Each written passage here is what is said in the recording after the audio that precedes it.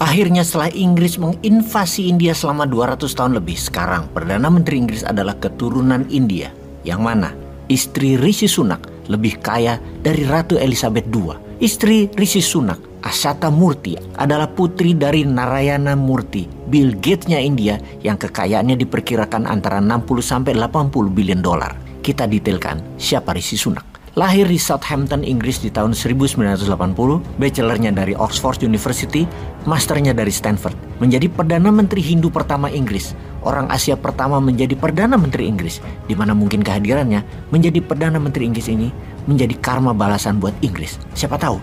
Secara kekayaan pribadi, Rishi Sunak memiliki nilai kekayaan 12 triliun rupiah yang dipastikan lebih kaya dari Raja Inggris, Charles, secara pribadi.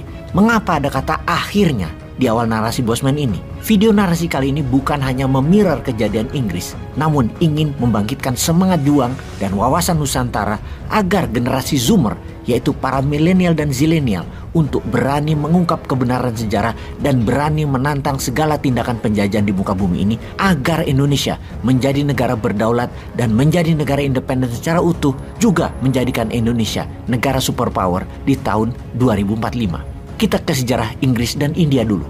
Ketika Inggris menjajah India, maka kalimat propaganda Inggris kepada dunia adalah "When British rule India". Ini adalah masa terbaik bagi bangsa dan negara India karena pembangunan terutama infrastruktur kereta api membuat India menjadi negara makmur seperti saat ini. Itulah bullshitnya propaganda, karena faktanya Inggris merampok India senilai 45 triliun dolar. Benar, setengah kekayaan dunia. Keserakan Inggris dengan revolusi industrinya adalah pembalikan fakta bahwa kemajuan revolusi industri Inggris adalah menggunakan uang hasil merampok India. Dalam catatan sejarah yang dibuat oleh sejarawan India dikatakan di antara tahun 1765 hingga 1938 Inggris telah merampok India senilai 45 triliun dolar atau setara 2000 kali APBN Indonesia atau 40 kali GDP Indonesia saat ini. Di abad ke-17 dan 18, India adalah salah satu negara terkaya di dunia. Dikatakan kaya itu bukan kekayaan alamnya seperti Indonesia dulu dan hingga saat ini.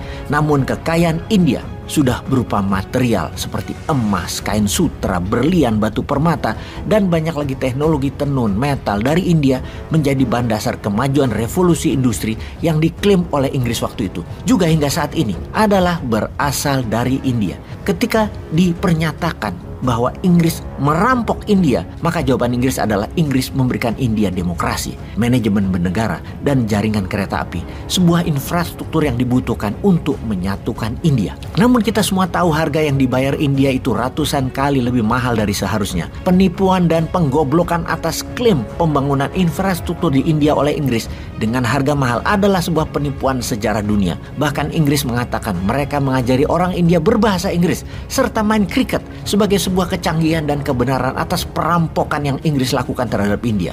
Ada sebuah survei menarik di mana hasil akhirnya 2/3 penduduk Inggris yang dilakukan survei di tahun 2014 tersebut terhadap sejarah Inggris di India menyatakan bahwa Inggris telah memakmurkan India dan India seharusnya berterima kasih kepada Inggris. Sebuah pembalikan sejarah yang sangat cantik di Inggris. Jangankan rakyat Inggris biasa, Perdana Menteri Inggris James Cameron waktu itu ketika ditanya tentang penjajahan kerajaan Inggris atas India, Inggris sangat membantu India menjadikan India seperti sekarang menjadi makmur. Dan apa yang dilakukan Inggris 200 tahun yang lalu adalah sebuah kebenaran sejarah. Tidak ada pernyataan atas perkosaan rakyat India oleh Inggris. Tidak ada pernyataan atas diambilnya harta dan teknologi India oleh Inggris. Dibatasinya rakyat bergerak dengan hukum yang tidak adil. Pajak yang tinggi oleh politisi dunia juga sejarawan dunia. Semua itu tidak terbukti dan tidak mau diungkap.